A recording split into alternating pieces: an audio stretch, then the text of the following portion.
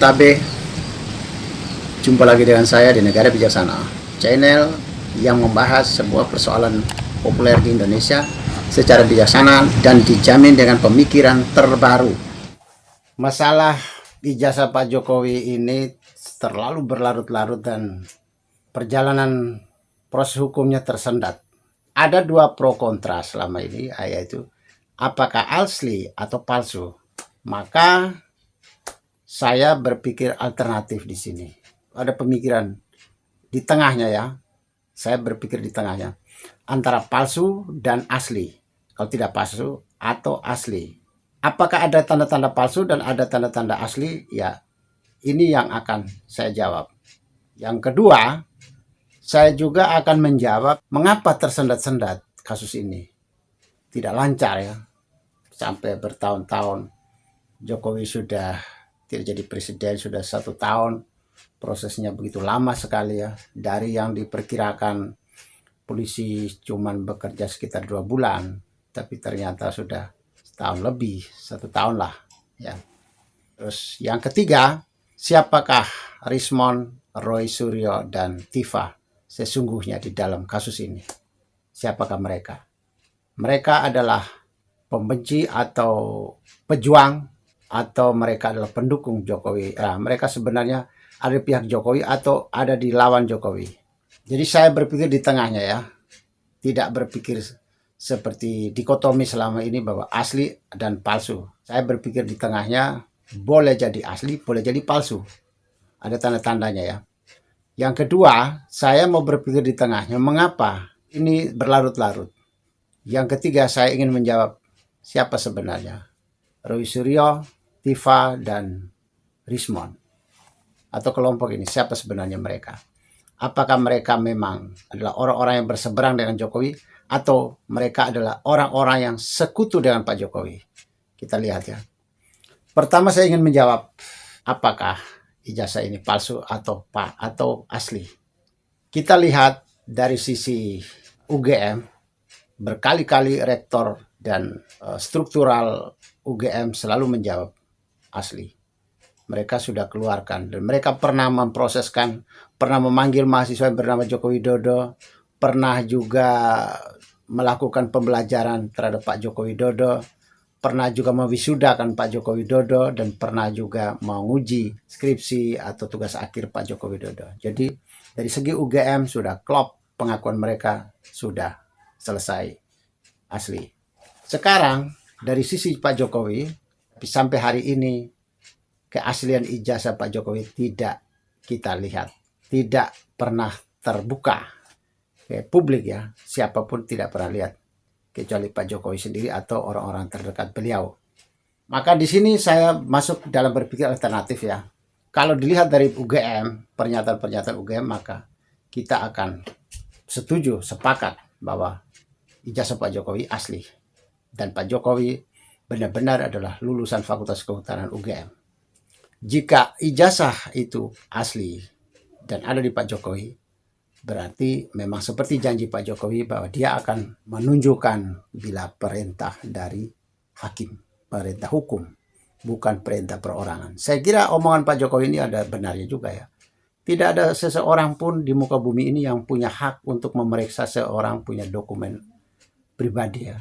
Mulai dari KTP, orang punya surat tanah, surat rumah, orang punya surat administrasi, arsip bank, keuangannya, atau surat pernikahannya, atau KTP termasuk ijazah, itu tidak pernah ada. Tidak boleh ada orang akan mengutak-atik hak pribadi orang lain. Hanya berlaku bagi yang punya kepentingan. Misalnya kalau kita mau mendaftar kerja, maka lapangan kerja itu yang akan memeriksa ijazah kita asli dan tidak. Kalau kita melamar menjadi pejabat publik, maka panitia penerima pejabat, calon pejabat publik itulah yang misalnya KPU lah yang akan memiliki hak untuk memeriksa. Tapi selain pihak-pihak yang berkepentingan itu memang tidak punya hak. Saya sendiri tidak punya hak untuk memeriksa ijazah Pak Jokowi, ijazah Gibran, atau ijazah siapapun. Atau ijazah Rocky Gerung, atau begitu juga Rocky Gerung, dan lain-lain tidak punya hak untuk memeriksa ijazah saya. Disinilah letak kesulitan kita ya. Tapi kalau Pak Jokowi atas perintah hakim, dia mau menunjukkan. Oke. Tapi persoalannya kapan hakim akan memanggil? Masalahnya perjalanan proses ini tersendat-sendat, tidak lancar. Saya berpikir di tengah begini.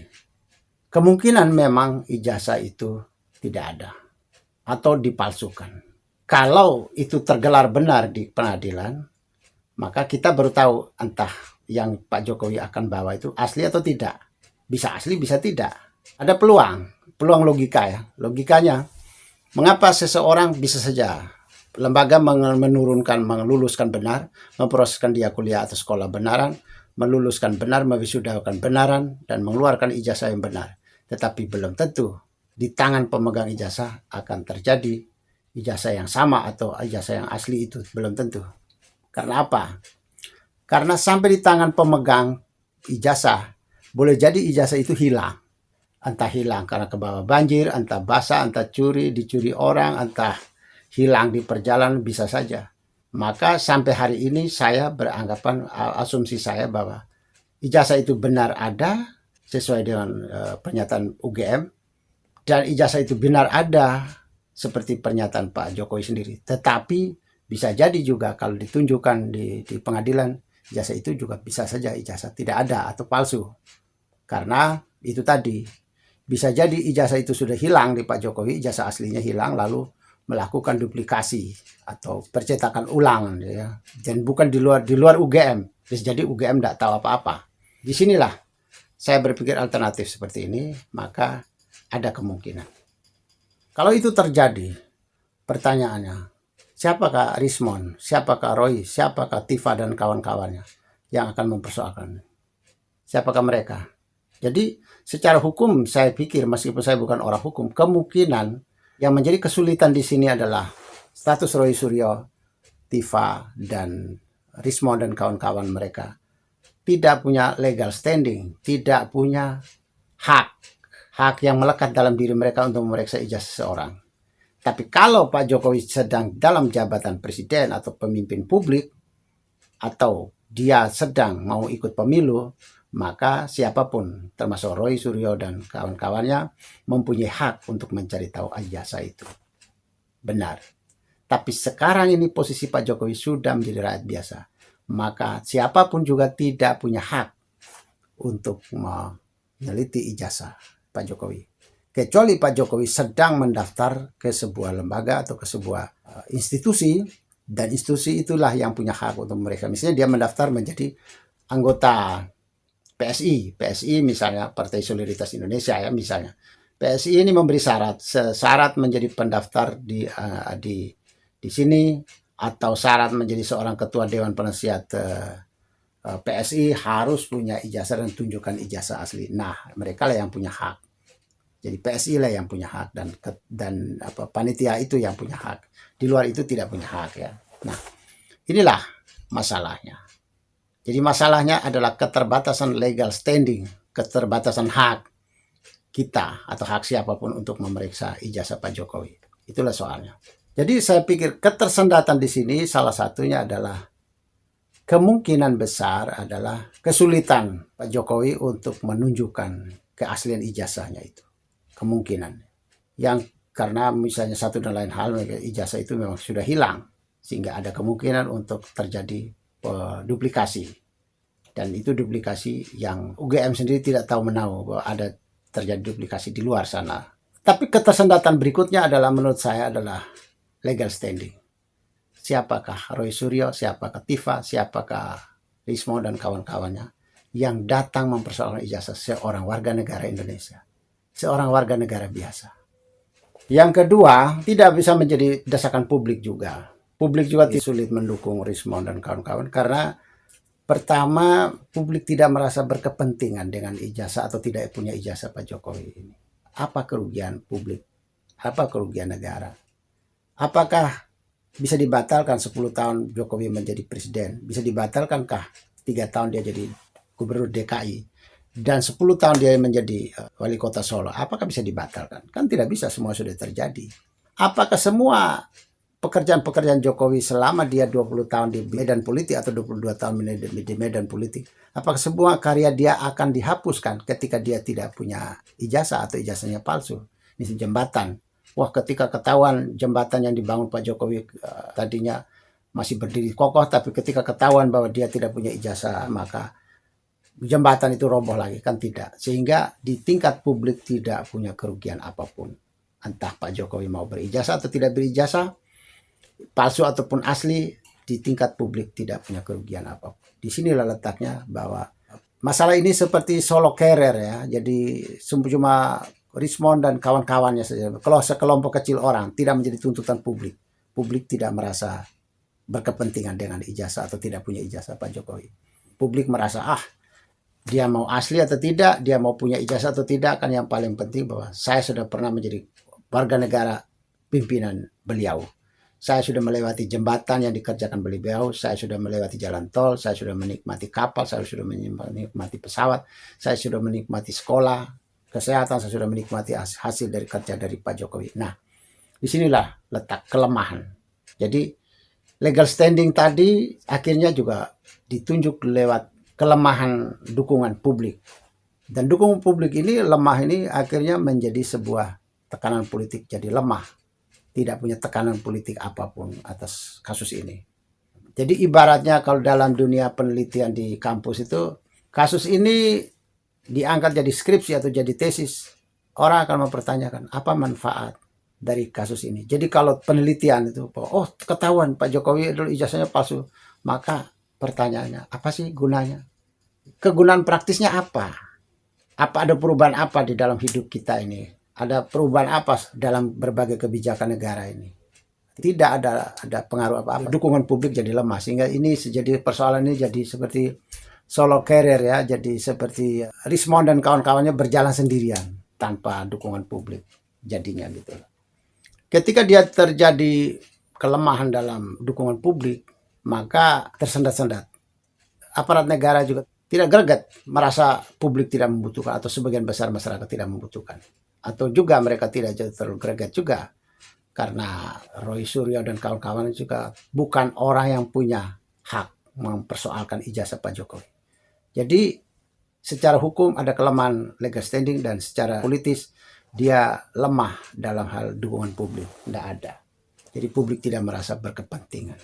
Lalu pertanyaan berikutnya adalah jika persoalannya tidak penting dan jika Roy Suryo dan kawan-kawannya bukan legal standing, saya kira mereka tahu itu, tidak punya legal standing. Saya kira mereka tahu itu. Mereka tahu juga bahwa tidak punya dukungan publik yang kuat juga. Dan mereka juga tahu juga saya kira bahwa kegunaan praktisnya sangat kecil. Kalau mereka tahu itu, kenapa mereka begitu tetap tegar dalam hal menuntut ini? Maka kita berpikir jalan tengah ya. Pertama kita lihat ya. Semua mantan pejabat di Indonesia setelah tidak menjabat lagi yang tidak punya partai politik, tidak punya ormas seperti Pak Jokowi, maka biasanya tenggelam bak di telan bumi. Siapapun presiden dan wakil presidennya. Anda mungkin banyak orang yang sudah lupa ini bahwa Budiono itu pernah menjadi wapres. Anda mungkin sudah lupa juga bahwa misalnya siapa ya, Sudarmono pernah menjadi wapres di Indonesia. Umar Wirahadikusuma pernah menjadi wapres juga, wakil presiden juga. Tapi orang sudah lupa. Kenapa Pak Jokowi yang tidak punya jabatan sosial di masyarakat, tidak punya jabatan di partai politik dan macam-macam ormas juga, tidak ada. Tetapi sampai 1 tahun ini dia sudah tidak menjabat dari pemimpin politik di negeri ini, pemimpin negeri ini. Tetapi popularitas Jokowi dengan segala macam para pendukung fanatiknya yang sekitar saya kira dalam hitung-hitungan saya sekitar 30% pendukung fanatik, pendukung setianya Jokowi masih ada di Indonesia dan sampai hari ini. Mengapa begitu? Pak Jokowi adalah sosok yang begitu memiliki pendukung fanatik 30% di Indonesia. Lebih dari semua pendukung partai politik manapun di Indonesia. Partai politik yang juara di Indonesia adalah misalnya PDIP. Itu pun cuma sekitar 18% pendukungnya. Jokowi sekitar 30% ya, dalam hitung-hitungan saya secara statistik. Itu artinya Pak Jokowi memiliki pendukung yang jauh lebih tinggi daripada para partai politik di Indonesia. Jadi Jokowi ini tetap populer sampai hari ini. Mengapa Pak Jokowi bisa populer? Karena pro kontra masalah ijazah terus berjalan sampai hari ini. Sehingga pendukung fanatik Pak Jokowi tetap kekeh, tetap pegang kuat mendukung Jokowi. Mereka melawan orang-orang yang kontras Pak Jokowi. Inilah modal Pak Jokowi dalam memelihara elektabilitas, memelihara fans, memelihara pendukungnya. 1 tahun terakhir ini Pak Jokowi tetap memiliki fans, tetap memiliki pendukung yang kuat karena ada pro kontra ijazah yang dimainkan oleh Roy Suryo, Tiva, Rismon, dan kawan-kawannya. Jadi boleh dibilang secara positifnya, berpikir positifnya. Selama ini kan berpikir bahwa Roy Suryo dan kawan-kawan adalah berdiri berseberang dengan Pak Jokowi. Kata kasarnya adalah pembenci Pak Jokowi. Ternyata 1 tahun Pak Jokowi tetap memelihara popularitas, tetap memelihara para pendukung yang setianya. Maka saya pikir itulah jasa dari kehadiran peran Rismon, peran Dr. Tiva, peran Roy Suryo dan kawan-kawannya. Peran mereka ini yang mempertahankan pendukung setia Jokowi tidak pernah selangkah pun mereka tidak pernah lari dari Pak Jokowi. Pendukung kuat sekali mereka. Lihat saja kemarin waktu masalah pernyataan Pak Jokowi, lihat saja dia memerintah kepada para pendukungnya untuk mendukung Prabowo Gibran 2 periode. Tuh. Apa artinya? Artinya dia tahu bahwa dia punya pendukung besar. Jokowi tahu bahwa dia masih punya pendukung yang besar sehingga dia menyatakan saya komando, saya perintahkan. Tuh. Perintah itu artinya dia sadar bahwa dia punya pendukung yang kuat. Jadi ini atas jasa dari bantuan dari Pak Roy Suryo, Tiva, Rismon dan kawan-kawannya. Mereka ini yang selama ini sudah membantu popularitas Jokowi. Sehingga Pak Jokowi tetap populer dan tetap punya pendukung kuat fanatiknya. Siapakah Roy Suryo dan kawan-kawan ini? Siapakah mereka? Dilihat dari kegunaan, tidak punya kegunaan. Dilihat legal standing, tidak punya legal standing. Tetapi kenapa mereka begitu berani? Maka posisi yang berikutnya bagi mereka adalah, menurut saya adalah, mereka boleh dibilang pendukung antagonis dari Pak Jokowi. Pendukung tetapi berjiwa antagonis, berperan sebagai antagonis. Seolah-olah mereka adalah lawan Pak Jokowi. Bisa jadi mereka adalah pendukung Jokowi yang berposisi sebagai antagonisme. Mereka adalah tokoh antagonis sebagai pendukung Pak Jokowi. Ada yang pendukung sebagai pendukung setia Jokowi yang memuja Pak Jokowi, yang memuji-muji Pak Jokowi. Tapi yang ini adalah antagonis yang bersifat yang berperan terbalik menyerang Pak Jokowi. Tetapi itu untuk berdampak pada fanatisme pendukung Jokowi yang akan membesar dan tetap bertahan lewat ada peran antagonisme ini. Sekarang kalaupun Rismon dan Roy Suryo dan kawan-kawannya mereka tidak akan mengakui mereka sebagai pendukung Jokowi yang berperan antagonis. Kalau mereka tidak mengakui itu artinya mereka sebagai orang yang kontras, sebagai lawan Pak Jokowi, tapi mereka sudah berjasa dalam mempertahankan popularitas Jokowi, mempertahankan para pendukung Jokowi untuk selalu setia dengan Pak Jokowi. Jadi saya berpikir alternatif ini, selamat berjuang bagi Rismon, Roy, dan Tiva, dan kawan-kawan, dan selamat berjuang juga untuk Pak Jokowi. Selamat juga untuk UGM yang tetap tegar dengan prinsip-prinsip moral akademiknya. Terima kasih. Jika Anda setuju dengan saya, Anda seide dengan saya, berarti kita berada pada satu perjuangan yang sama, yaitu ingin melihat Indonesia menjadi lebih baik, Indonesia menjadi negara yang bijaksana yang kita impikan. Caranya adalah dengan Anda memberi dukungan dan berpartisipasi dalam channel ini. Subscribe di bawah channel ini, bunyikan lonceng di sampingnya untuk menunjukkan Anda berlangganan secara gratis, dan ada pemberitahuan setiap kali saya mengirim edisi baru. Dan jika Anda setuju dengan ide ini, jangan lupa bagikan ke semua relasi Anda. Terima kasih.